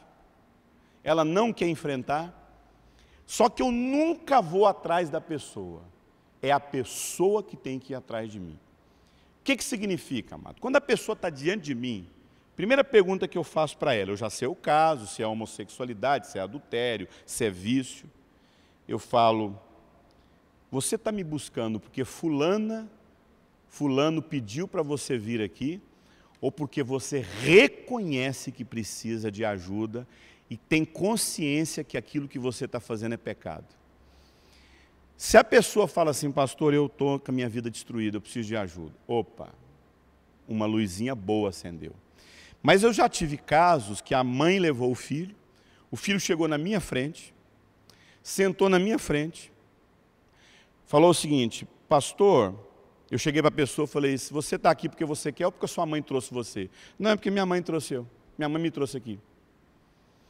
E ele estava vivendo a homossexualidade. Você disse para sua mãe, você está com 18 anos, você falou que agora que completou 18 anos, você quer ter uma vida gay. O que você acha disso? Não acho isso nada de errado, eu acho isso uma palhaçada, minha mãe vir conversar isso comigo e me trazer aqui para conversar com o senhor. Eu olhei para ele e falei assim, você gosta de Netflix? Ele fez assim, gosto. Qual seriado você mais gosta? Eu gosto de, na época ele falou, The Walking Dead. Eu falei, então vamos ver uma temporada? Vamos ver um episódio? A gente sentou e foi ver um episódio de The Walking Dead. Amado, o que eu tenho para conversar com uma pessoa que não tem consciência nem que aquilo que ela está fazendo é pecado? Eu não tenho que conversar com uma pessoa que não tem consciência de pecado, gente. A Bíblia fala, Jesus fala, eu vim para aqueles que estão doentes. Para que eu vou aconselhar uma pessoa que não tem consciência de doença? Para que eu vou aconselhar uma pessoa que não tem consciência que está doente? Amado, a pessoa tem que ter consciência que a vida dela está em pecado. Às vezes eu vejo os crentes fazer? Vai lá para as passeatas gay, vai lá ficar gritando no meio do povo, vocês vão para o inferno. Amado, vou falar uma coisa para você. Se a pessoa não tem consciência de pecado, amado, para que eu vou lá naquele lugar, falar para aquele povo, eu vou fazer aquele povo escarnecer o Evangelho. Você está diante de uma pessoa que, particularmente, eu acho perda de tempo, e em certos lugares, falar para um povo que eles não estão nem aí para nada, a não ser que você estrategicamente, às vezes você está ali estrategicamente para fazer algum ato de caridade, de amor, percebe? E aí você vai naquela conversa e começa a puxar assunto com alguém, mas bater na cabeça do cara, o cara que não está pedindo ajuda. Eu nunca vou na direção de alguém que não esteja pedindo ajuda, meu irmão. Quando a gente fala a respeito disso, e eu até quero mencionar esse texto lá de Lucas 5:31, Jesus respondeu, não são os que têm saúde que precisam de médico, mas sim os doentes. Eu não vim para chamar justos ao arrependimento, mas eu vim para chamar pecador.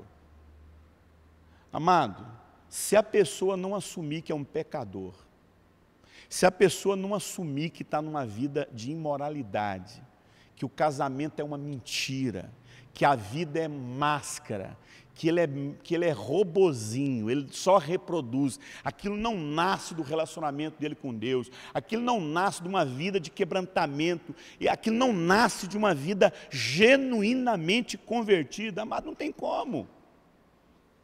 Eurípides, gente convertida cai em pecado, cai. Gente convertida cai em pecado, gente convertida peca, gente convertida... Só que a postura é que muda, é que fala, amado. É a postura que você tem diante do pecado que vai mostrar isso. Semana passada, eu elaborando um estudo que eu estou dando toda semana no meu canal do Instagram, sobre o Sermão da Montanha, eu achei curioso essa passagem bíblica aqui, olha só. Mateus 27, 3 a 5 diz o seguinte, Mateus 27. Então Judas, ouça comigo esse texto aqui. Então Judas, o que traíra, vendo que Jesus fora condenado, trouxe chorando de remorso. Presta atenção, tem tradução que não traduz remorso, sabia disso? Tem tradução que traduz arrependimento. E no original, tem textos que traduzem arrependimento. A gente sabe que é remorso, mas o texto no original, muitos textos traduziram como arrependimento. Então Judas, o que traíra, vendo que Jesus fora condenado, trouxe, chorando, de remorso, de arrependimento, as 30 moedas de prata, aos príncipes dos sacerdotes, aos anciãos, dizendo: pequei, traindo sangue inocente. Eles, porém, disseram: que nos importa? Isto é contigo. E ele, atirando as moedas no templo, retirou e foi se enforcar. Você sabe por que eu acho isso extremamente sério? Porque olha só, meus irmãos, a palavra de Deus diz que Judas buscou em choro arrependimento. Você concorda comigo? Se ele estava sentindo remorso, a Bíblia fala que chorando teve remorso, chorando se arrependeu. Ele não só fez isso, como ele enfrentou, olha só o princípio do enfrentamento. E ele foi atrás daqueles que erraram com ele enfrentou, ele não ficou lá no mundinho, não, ele foi lá nos caras, ele enfrentou. Amado, o Judas, ele viveu todas as fases de transformação. Ele devolveu a moeda do pecado dele, ele chorou, ele enfrentou e ele jogou fora aquilo que ele pegou como pagamento. E ele chegou a dizer que Jesus era inocente. O que levou esse moço a se matar então? Sabe por quê, amado? Ele viveu todos os passos em direção da restauração. Mas a pergunta é, por que então Judas se matou?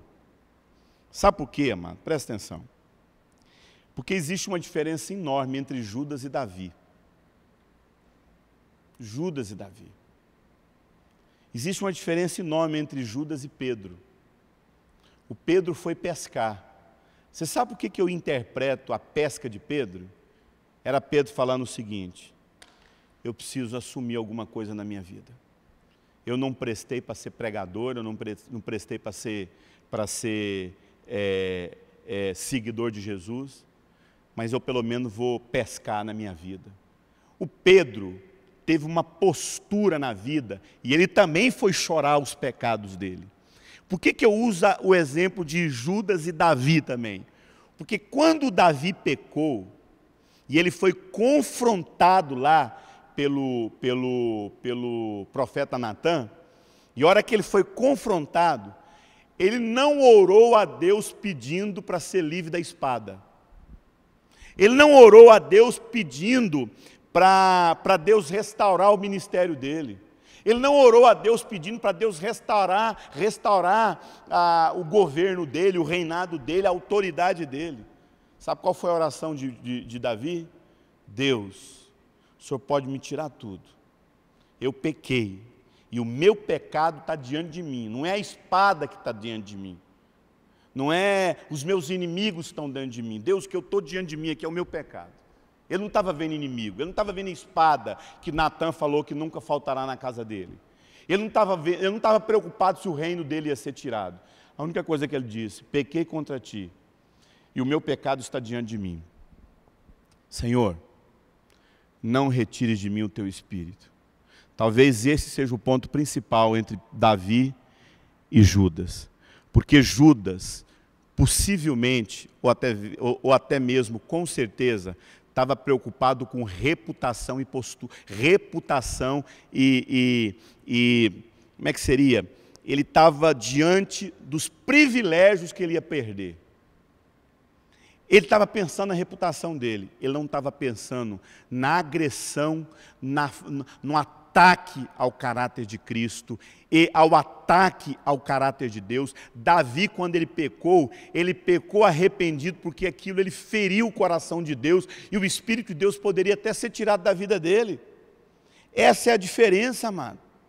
Essa é a diferença. Quando nós falamos a respeito de pecado, nós estamos falando justamente arrependimento, nós estamos falando justamente a respeito disso. Lembra do filho pródigo? Amado, se tem um moço que não me impressiona é o filho pródigo. Porque eu não creio que o filho pródigo voltou para a casa do pai querendo o relacionamento do pai. Ele estava querendo comida, porque lá ele passou fome comendo comida de porco. Ele falou assim: voltarei para a casa do meu pai, porque lá tem comida. Ele não voltou falando: lá tem meu pai, eu preciso me relacionar com ele. Não, me faça nem que seja de empregado, mas me dá comida. O filho pródigo, amado, ele não queria o relacionamento do pai. Mais uma vez mostrou que ele queria só benefícios. Lembra lá do Saul? Saul, quando ele vem trazer toda aquela mentirada lá dos reinos, que era para ele matar, ele pegou e veio com uma mentira para Samuel, ele falou assim: Samuel, eu estou aqui chorando diante de ti, me leva diante do povo e fala que eu estou arrependido. O que ele estava preocupado? Ele estava preocupado com posição. Deixa eu te falar uma coisa, você sabe por que as pessoas não se arrependem? No genuíno arrependimento, você sabe o que não é um genuíno arrependimento? É alguém que está o tempo todo preocupando com o que as pessoas vão pensar dele. Você já teve a experiência de pregar em presídio? Com todo respeito, se você está ouvindo essa mensagem, está dentro de um presídio, eu espero que você não tenha esse coração, ou se você tem algum parente dentro de um presídio. Mas você sabe o que acontece no presidiário? Você vai lá pregar para ele. Presidiário é o camarada mais fácil de converter. Porque a vida dele já está exposta. Ele não tem como mentir. Ele está ali preso por algum crime que ele cometeu. Quando você prega para presidiário, a maioria converte. Mas quando ele sai dali, ele volta a cometer o mesmo crime. Porque não houve arrependimento. Aquilo que João Batista fala: vocês têm que produzir frutos, é digno de arrependimento. Arrependimento tem que ter fruto. Arrependimento tem que ter evidência de transformação. Arrependimento, você tem que olhar para uma pessoa que viveu arrependimento e falar: olha, eu estou vendo fruto na vida dessa pessoa. Você vai ver muito isso em aconselhamento para casais. O cara chega para você dizendo que está mal, porque maldita a hora que ele confessou o adultério para a esposa dele. Ah, pastor, maldita a hora que eu fui confessar esse adultério, porque na hora que eu confessei esse adultério, minha vida virou um inferno, pastor. Minha vida virou um inferno. Minha vida virou um total inferno. Porque, pastor, lá na minha casa, ninguém me respeita mais, pastor. Ninguém me considera mais. Ninguém me ouve, maldita a hora que eu confessei. Então, vem cá. Você está dizendo que você está triste pelos benefícios e privilégios que você perdeu por conta do seu pecado? Ou você está triste porque você sabe que você machucou o coração de sua família?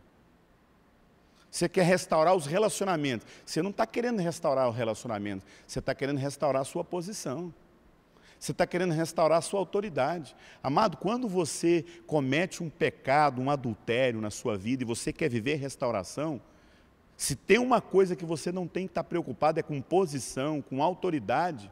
Você está preocupado naquilo que Davi falou: Senhor, me tira tudo, me tira o reinado, me tira a autoridade, mas não tira de mim o teu espírito. Arrependimento genuíno é quando você chora a dor de um pai que perdeu o filho. É a dor de chorar por ter perdido a presença do Espírito Santo na sua vida. É a dor de chorar por ter perdido os amigos que olham para você e vê você como exemplo de vida. É a dor de chorar de um filho, de uma filha, que agora perdeu a referência de que existe homem que não adultera, que não é mentiroso. É a dor de saber que você produziu no coração da sua filha o fato dela não acreditar que existe mãe saudável. Amado, todas as vezes quando eu estou diante do pecado, a primeira pessoa que vem na minha cabeça é Deus, minha esposa e meus amigos. Eu não posso fazer isso. Eu não estou aqui, Deus, longe de mim a soberba. Eu acredito que existem milhares de pessoas nesse Brasil que se sentem mais santos me ouvindo, que se sentem mais próximos de Deus, meditando numa palavra, num vídeo que eu compartilhei. Quantas mensagens eu recebo, pastor, essa mensagem produziu isso na minha vida. Meu Deus, eu ganhei a semana passada, uma jovem, ela falou, olha, eu acabei de ouvir a sua ministração aqui no seu Instagram, sobre pobres de espírito, e eu quero voltar para o Senhor. Eu descobri que eu preciso me arrepender dos meus pecados. Amado, meu Deus, agora você imagine, se eu me entregar ao pecado, se eu me deitar com uma mulher que não seja minha esposa, se eu escandalizar a igreja do Senhor Jesus Cristo, Deus tenha misericórdia, longe de mim isso. Quantas pessoas serão machucadas? Então presta atenção, o verdadeiro arrependimento é quando você fica triste pelo mal que você causou em Deus. Aí é uma expressão, porque nós não podemos afetar Deus em nada, mas é uma força de expressão. Por ter ferido o coração de Deus, força de expressão, ninguém fere o coração de Deus. Arrependimento genuíno é quando você machuca o coração das pessoas e você está pedindo Deus misericórdia para como eu vou reconquistar essas pessoas. Você não está preocupado, você não está ali para resolver só uma conta que você deve. Eu devo fulano, vou lá e paguei, pronto. Eu tenho que ir lá conversar com a fulana, fui lá, confessei, pronto. Não, meu irmão, é gente machucada, é gente que você feriu, é gente que você machucou o coração, e principalmente o coração de Deus, porque, amado, pecado, na verdade, se entregar ao pecado, é uma das maiores posturas de ingratidão na vida de um cristão. Todos crente que entrega uma vida de pecado, ele está sendo ingrato com aquilo que Deus fez na cruz. Eu estou sendo ingrato. Senhor, eu sou grato pelo que o Senhor fez. Eu tenho postura de arrependimento. Eu tenho mudança de vida, eu tenho mudança de caráter. Interessante que a palavra de Deus nos exorta o tempo todo, né? Sobre esse arrependimento. A tristeza, segundo Deus, produz arrependimento que leva à salvação e não remorso. Mas a tristeza, segundo o mundo, produz morte. 2 Coríntios 7:9. Amados, você consegue entender o que é a responsabilidade de você entender a importância da restauração na sua vida? Eu queria trabalhar essa frase aí com você, porque um outro ponto que você precisa trabalhar, eu poderia só escrever a palavra mentira, que é outra postura que você tem que tomar em relação à transformação de Deus na sua vida.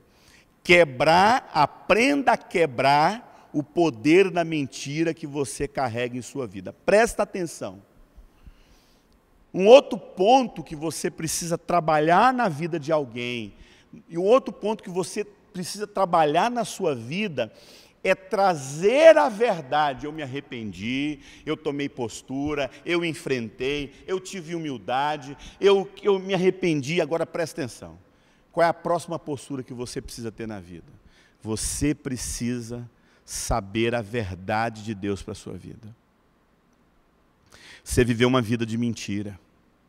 Você viveu uma vida de imoralidade. Você está viciado te traumatizaram, te adoeceram, mas você acabou sendo viciado nesse adoecimento. Mas tem gente que ama ser imoral, tem gente que ama ser mentiroso, tem gente que ama ser desonesto. A pessoa gosta de ser desonesta. E isso tem a ver com a crença dela. Você precisa trazer a verdade a respeito de você mesmo, que Deus pensou a respeito da sua vida. Aprender a enxergar você segundo o que Deus enxerga. Quem é você segundo Deus? Você não é essa pessoa aí. Você não é imoral, você não tem essa identidade deformada. Por quê? Porque sua identidade está em Deus, a sua pureza está em Deus. Seu casamento está em Deus, então você é tudo aquilo que Deus diz a respeito da sua vida. Conheça o que Deus pensa a respeito de você. Conheça o que Deus pensa a respeito de você. Você sabe qual que é o nome disso? O nome disso é isso aí, ó. Presta atenção nessa frase. A renovação da mente. A renovação da mente é um dos pontos mais difíceis no processo de restauração na vida de alguém. A renovação da mente é um dos pontos mais difíceis no processo de restauração na vida de uma pessoa. Amado, não adianta você enfrentar, não adianta você buscar ajuda se você ainda pensa igual uma pessoa que não conhece Deus. Queridos, olha essa frase aí. Não importa o tempo que dure, não importa a dor que você sentiu, a raiva que você precisa colocar para fora, persevere nos processos que Deus tem para a sua vida. Você tem que perseverar, meu irmão. Você tem que perseverar naquilo que Deus tem para a sua vida. Perseverança é um princípio fundamental no processo de restauração. Você tem que perseverar nos processos de cura. Você tem que perseverar naquilo que Deus colocou diante de você. É nesse horário, é nesse momento, é nesse ponto que muita gente retrocede. Por quê, amado? Porque Deus trabalha em nossas vidas por meio de processos. Deus trabalha nas nossas vidas. E como é que esse processo acontece? Essa frase retrata bem disso. A restauração acontece de dentro para fora. Dói, leva tempo, requer investimento pessoal, disposição, perseverança, vigilância, sinceridade, perdão e renúncia. Escute o que eu tenho para falar para você. Quando a gente fala a respeito de processo de restauração, vai doer, meu irmão. Vai doer você se expor, vai doer você se expor diante das pessoas, vai levar tempo. Sabe qual que é o maior inimigo no processo de restauração? Senso de imediatismo. A maioria das pessoas, elas não chegam até o final da sua restauração, porque elas acham que isso tem que ser de um dia para o outro. Não é, meu irmão. Leva tempo. Você tem que mudar posturas, você precisa mudar manias, você tem que mudar algumas posturas em relação a pessoas, você tem que reeducar comportamento, você tem que fazer uma lista de pessoas que realmente você precisa pensar duas vezes se elas cooperam para o seu processo de restauração. Amado, tem pessoas na minha vida que eu só fui reencontrar depois de 10 anos. Por quê? Porque no processo de restauração que eu vivi, e você descobre isso ouvindo a ministração, lidando com as carências, eu não tinha condições de encontrar com algumas pessoas, eu não estava pronto para lidar com aquilo. Teve que ter tempo. É aquilo que a gente descobre quando o nosso filho está doente, você leva no médico. Aí o médico fala assim, ó, você vai dar esse remédio aqui para o seu filho. Você vai dar 8 dias. Mas lá no 2º ou 3º dia, à medida que você der esse remédio, a primeira coisa que o remédio destrói são os sintomas. Mas não tratou a doença ainda, só eliminou os sintomas. Mas você vai continuar dando o remédio. Por quê? Porque se você parar de dar o remédio, os sintomas vão vir piores ainda. Então você tem que repetir a dose. Por que eu falo que leva tempo, amado? Você sabe por que leva tempo? Porque às vezes você você escuta uma ministração como essa, se quebranta, chora, fala, é isso mesmo, Deus, eu tenho que ser transformado, mas você não repete a dose. Aí você vai num culto, tem uma ministração poderosa, você chora, se lança no chão, vão lá, oram por você, aí você fala o seguinte, nossa, fui transformado, Deus me transformou, 3 dias depois você está praticando o mesmo pecado e até pior. Aí você fala, não foi genuíno o que eu vivi lá, foi genuíno, o Espírito Santo visitou você, você foi tocado pela palavra, mas presta atenção, você não repetiu a dose. Você não criou imunidade espiritual na sua vida, meu irmão. Você tem que repetir a dose até você ter condições de poder enfrentar esse problema. Querido, tem momento na nossa vida, no processo de restauração, que você não tem imunidade espiritual para poder lidar com certas coisas, para poder lidar com algumas pessoas. Você tem que fazer um certo isolamento espiritual na sua vida para você ainda ter condições de ter mais imunidade para poder enfrentar. Por isso que restauração leva tempo, requer investimento pessoal, meu irmão. Amado, eu viajo esse Brasil, sinceramente, amado, quando eu vejo gente chegar para mim falando, pelo amor de Deus, volta aqui, pelo amor de Deus, me dá isso aí que você falou, tem em DVD, tem em MP3, como é que você tem livro? É pessoa que quer investir na sua maturidade, ela quer ler, ela quer crescer. Mas, amado, quando eu vejo pessoas, eu já cheguei em igreja, amado, Deus está no meu 3º dia de seminário e não vendeu um livro na banca. Não vende. Quando eu olho para isso, eu falo assim, meu Deus, esse povo aqui não ama a palavra. Esse povo aqui, eles não têm noção do que eu estou ministrando aqui para eles, porque eles, amado, a palavra de Deus diz que eu amo a tua verdade, eu vou comprá-la, eu vou adquiri-la. A sabedoria precisa ser adquirida. Então, muitas vezes as pessoas não querem investir, não, para que eu vou lá naquele seminário? Para que eu vou sair daqui da minha cidade, lá naquele lugar, ficar lá 20 dias? Investimento, amado. Você tem que investir na sua restauração, você tem que investir na sua cura, você tem que investir no seu casamento, você tem que investir na sua vida espiritual.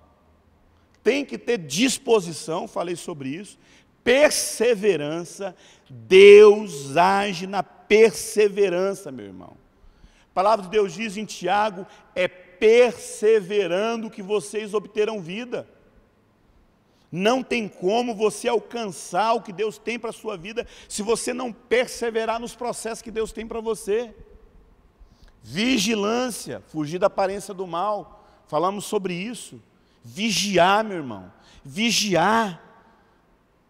Tem coisa na sua vida que não cabe, não convém a você fazer. Sinceridade, transparência, ser sincero, ser verdadeiro. Perdão, amado. Amado, o perdão é algo importantíssimo na sua cura. Perdoar o abusador, perdoar o pai que te ofendeu, perdoar o pai que te abusou, perdoar a mãe que te abusou, perdoar a mãe que te abandonou, perdoar o pastor que te abusou, perdoar o pastor que te traiu. E renúncia, e renúncia. Por quê? Renunciar a Deus, eu renuncio a esse sentimento, eu abro mão dessa raiva, essa pessoa não me deve nada. Volto a repetir, se você quer entender sobre isso, ouça a mensagem lá do módulo 1, lidando com as carências, você vai entender muito sobre perdão e renúncia. Não tem como, a conclusão, o ponto máximo de todo o processo de restauração é arrependimento, perdão e renúncia. Arrependimento, perdão e renúncia. Eu me arrependo, eu perdoo, eu renuncio isso. Tem pessoas, quando elas vêm confessar pecados para mim, eu falo isso. Então vamos orar aqui agora? Vamos renunciar esse pecado que você tanto gosta? Você quer renunciar a isso? Amado, eu tive pessoas que chegou para mim confessando que a namorada só faz ele cair. Você está confessando só o pecado ou você também quer renunciar esse relacionamento? Não, eu quero renunciar. Não, pastor, aí não. Então você está se arrependendo, mas não quer renunciar? Amada, a renúncia, o perdão, perdoar você, perdoar as pessoas e renunciar. Eu queria finalizar essa aula com esse versículo maravilhoso da palavra de Deus, de Romanos 6:4, que diz: portanto, fomos sepultados com ele na morte por meio do batismo, a fim de que, assim como Cristo foi ressuscitado dos mortos, mediante a glória de Deus Pai, também nós vivamos uma nova vida. Presta atenção. Jesus viveu, escute, Jesus viveu a vida que eu tinha que ter vivido. Jesus morreu a morte que eu deveria ter morrido, mas Jesus também ressuscitou para que nós ressuscitássemos com Ele. A vida cristã, ela é sim olhar para Jesus como modelo de vida. A vida cristã, ela é sim olhar para a morte e entender que eu morri na cruz. Eu fui sepultado com Ele na morte. Mas a vida cristã é saber que assim como Ele viveu, eu também vivo também. Eu sou vivo. Eu tenho vida em Deus. Rios de água viva brotam dentro de mim. Eu tenho sim a vida de Deus. Eu posso compartilhar do maior poder da terra, que é o Espírito Santo habitando na vida de alguém. Então escute, meu irmão, saia dessa vida de autocomiseração, saia dessa vida de culpa, saia dessa vida de coitadismo, saia dessa vida de ficar gostando que as pessoas sintam pena de você e se levante e tome uma decisão em Cristo, na cruz, de falar: eu vou me apropriar de tudo aquilo que Jesus conquistou na cruz do Calvário para mim. Jesus conquistou paz para você, Jesus conquistou alegria para você, Jesus conquistou plenitude no Espírito Santo para a sua vida, e você precisa viver isso na sua vida. Jesus conquistou paz na cruz para você. Toda maldição foi destruída na cruz. Não há mais maldição em Cristo Jesus. Se aproprie dessa promessa, de que não há condenação para aqueles que estão em Cristo Jesus. Você não é condenado pelo passado que você teve, você não é condenado pelo adultério que você cometeu, porque você se arrependeu, porque houve transformação e agora você vai produzir frutos de arrependimento. Frutos de arrependimento. Quando nós estivermos diante dele naquele grande dia, não haverá uma única culpa que Ele jogará na sua cara. Não estou dizendo que você não vai ser julgado. A Bíblia fala que todos nós passaremos por um julgamento.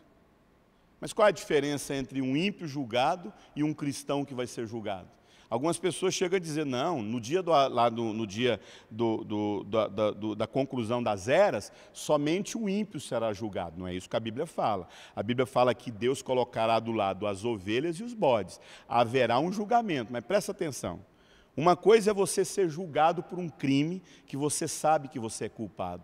Outra coisa é quando você chegar diante de Deus e a balança de Deus vai pesar, e de repente a balança vai pesar porque Cristo fez por você e não porque você fez algo. Você sabe que você já foi absolvido. Eu estou aqui para ser julgado e eu sei que eu vou ser absolvido. Por quê? Porque Cristo garante a minha salvação. Cristo garante o seu perdão. Na cruz, Cristo garantiu você não viver em volta desse alpendres, esperando que alguém jogue você lá. Ele está diante de você todos os dias perguntando: queres ser curado? Queres ser curado? Queres ser curado? Queres ser transformado? O que você vai fazer? Colocar culpa nas pessoas que não te jogam no poço? Ou você vai falar: Senhor, eu quero ser curado? Nesse momento que você escuta essa mensagem, eu gostaria que você dobrasse o seu joelho aí, se você puder. Eu gostaria que você fechasse os seus olhos, se você puder. Essa é a última ministração desse modo cura, e nesse módulo cura emocional para os traumas e rejeições. Mas eu queria orar com você nesse momento. Eu queria pedir para o Espírito Santo nesse momento falar o seu coração, como Ele já está falando. Eu não sei qual área de vergonha você carrega na sua vida. Eu não sei o que você precisa enfrentar na sua vida. Eu não sei quais são os medos que povoam a sua alma. Mas eu queria dizer para você que uma coisa eu sei: tudo que você passa na sua vida, Jesus Cristo morreu pelos seus pecados, Mas Jesus não morreu só pelos seus pecados, Ele morreu pelas dores que você sente. Mas Jesus não morreu só pelas dores, Jesus morreu pela culpa que você sente. Mas Jesus não morreu só pelos seus pecados, pelas suas dores e pela sua culpa. Ele morreu para que você tenha vida. E assim como Ele ressuscitou na cruz, se você recebe, se você entende essa salvação, o Senhor Jesus Cristo te ressuscita, Ele transforma o seu coração tomado pelo pecado. Querido, eu creio no poder da cruz. Eu creio que a cruz de Cristo transforma um adúltero. Eu fui transformado, eu era um homem adúltero. Eu creio que a cruz de Cristo transforma a mulher adúltera. A cruz de Cristo transforma o coração, o coração petrificado pela raiva do abuso, pelo ódio do abuso. Mas escute, você precisa derramar o seu coração diante de Deus e falar: Senhor, me cura dessa dor, me cura dessa mágoa. Eu tenho certeza absoluta que o Espírito Santo de Deus será enviado nesse exato momento ao seu coração. O Espírito Santo, quando escuta a voz do arrependido, o Espírito Santo, quando escuta a voz daquele que clama pela misericórdia, ele escuta a voz daquele que está chorando pela dor do pecado, da culpa, da raiva, da dor. O Espírito Santo entra no seu coração e te transforma. Não são as minhas palavras, não são os meus argumentos, não é a minha apostila que te transforma. Tudo isso aqui é um meio para o Espírito Santo agora, nesse exato momento, entrar no seu coração. Por isso eu queria orar agora: Espírito Santo, vem ao coração dessa pessoa agora. Cura a alma dessa pessoa, Pai. Entra em áreas onde ninguém consegue entrar, em pecados onde ninguém consegue tocar. Cura essa alma, Deus, e leva essa pessoa a viver um novo tempo, um novo tempo de vida, uma nova vida em Cristo. Uma nova vida em Cristo. Eu me recuso a viver uma vida. Presta atenção. Eu me recuso a viver uma vida fora daquilo que não foi conquistado por Cristo. Eu vou viver tudo que Jesus conquistou para mim na cruz. A minha cura, a minha paz, a minha alegria no Espírito, o meu casamento saudável, a minha libertação do pecado, não só do pecado, mas da maldição do pecado. E eu vou viver um coração pleno, restaurado. Eu espero que essa ministração venha concluir na sua vida aquilo que Deus deu início. Amém? Deus abençoe, e eu sei que muitas coisas que Deus tem acrescentado na sua vida, isso vai crescer, multiplicar e transformar outras vidas. Deus abençoe.